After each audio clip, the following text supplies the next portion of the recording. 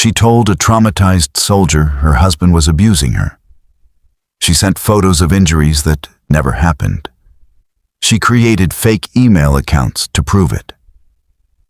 Then she watched him drive through the night to murder the man who adopted her child. James William Faith Jr. was born on May 11th, 1971, in Madison, Wisconsin. He grew up in the small village of Mukwonago, building friendships that would last his entire life. He attended the University of Wisconsin-Whitewater, earning a degree connected to management and computer systems. Among his friends, he was known as a committed bachelor, insisting he would never marry or have children. He was social, generous, and endlessly loyal. In fact, he introduced two friends, Teresa and Ross Jensen, who later married.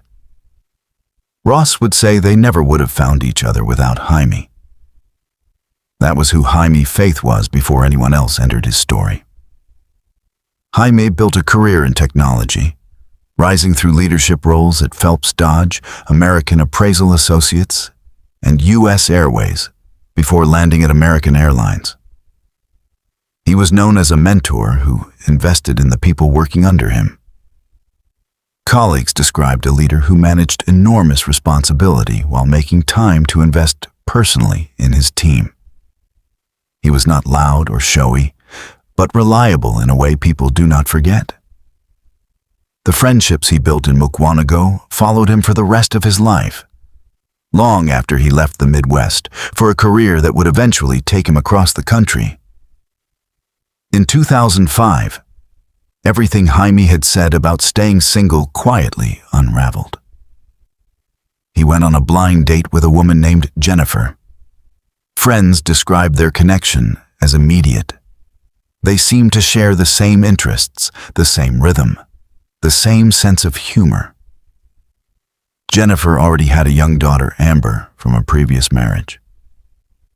The lifelong bachelor who swore he would never be a father found himself showing up to dance recitals. He became a dad in every way that mattered. Jaime and Jennifer married in Las Vegas in 2012. When Amber turned 18, Jaime adopted her as his own.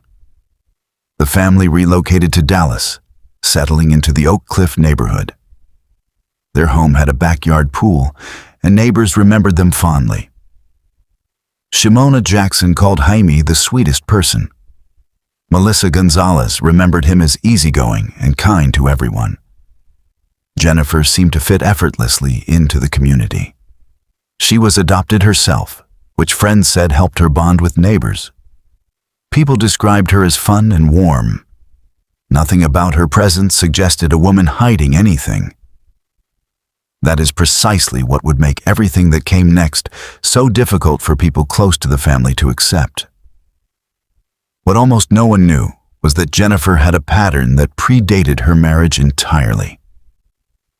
Years earlier, she had been briefly married to a man named Rick Earl. According to Rick, shortly after they started dating, Jennifer told him a devastating story. She claimed her first husband had abused her physically, emotionally, and sexually. Rick said the story affected him so deeply that for a time he wanted to kill the man himself. There has never been any evidence that this earlier abuse story was true. It was a rehearsal for something far more catastrophic. In March 2020, Darren Ruben Lopez, Jennifer's boyfriend from high school and college, messaged her on LinkedIn. He was going through a divorce and feeling depressed. They had not spoken in 30 years. The day after his first message, Lopez told Jennifer he loved her. Lopez was a former Army Special Forces soldier who had completed 6 deployments to Iraq. He was injured by a truck bomb and medically discharged with PTSD. Jennifer knew all of this. From March 2020 forward, they communicated almost non-stop, exchanging approximately 116,000 messages. Jennifer created a fake Gmail account made to look like it belonged to Jaime. She sent Lopez messages posing as her own husband, describing extreme abuse that never happened. She sent old stock images of injuries, presenting them as proof. She created a second fake account in the name of a real acquaintance named Rob, making Lopez believe an outside witness could confirm the abuse. Through Rob, she asked Lopez whether he was willing to help get her out of the situation. Lopez, carrying the trauma of combat, began expressing dark thoughts about killing Jaime. On the night of October 8, 2020, Lopez left Tennessee and drove through the night toward Dallas. He arrived near the Faith home at roughly 2 a.m.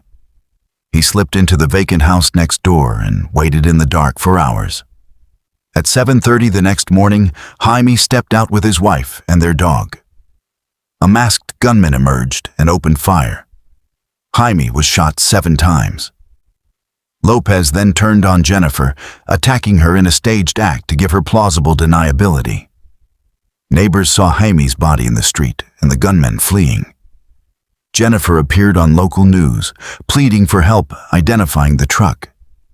Behind the scenes, she texted Lopez to remove the decal from his vehicle. He complied. Investigators recovered phone records and financial data, reconstructing Lopez's trip.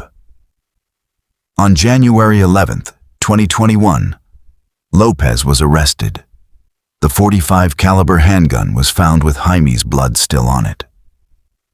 Jennifer was arrested in February 2021.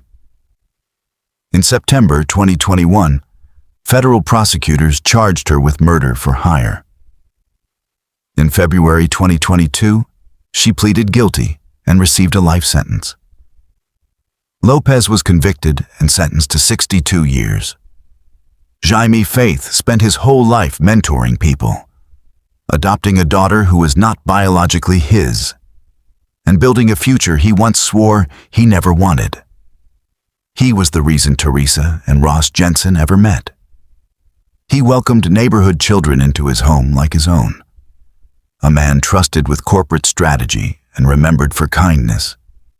He gave Jennifer his name and built a life with her. She used it all to erase him. This was the story of how a wife turned her husband into a fictional villain, and how that fiction became a death sentence.